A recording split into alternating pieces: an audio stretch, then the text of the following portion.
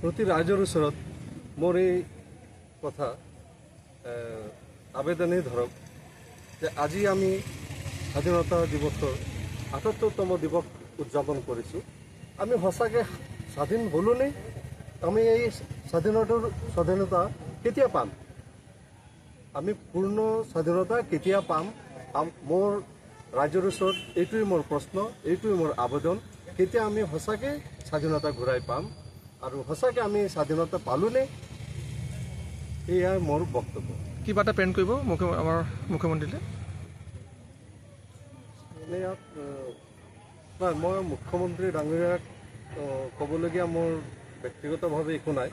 মই এইটো মোৰ আবেদন, মোৰ প্ৰাৰ্থনা বা মোৰ প্ৰশ্নই ধৰক এইটো সমগ্ৰ ৰাইজৰ ওচৰত, প্ৰতিজন ৰাইজৰ ওচৰত, প্ৰতিজন ভাৰতবাসীৰ ওচৰতেই মোৰ এই প্ৰশ্ন যে আমি সঁচাকৈ স্বাধীন হ'লোনে?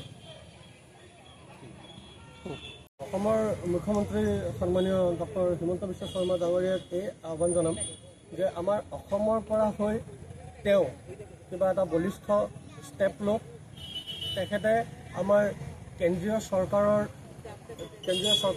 লগত লগ লাগি ৱেষ্ট বেংগল গভৰ্ণমেণ্টক প্ৰেছাৰাইজ কৰক যেন এই যিটো হত্যাকাণ্ড হৈছে ইয়াৰ অতি সোনকালে বিচাৰ হওক আৰু সোনকালে যি হত্যাকাৰী আছে, যি অপৰাধী আছে তেওঁলোকক শাস্তি দিয়া হওক।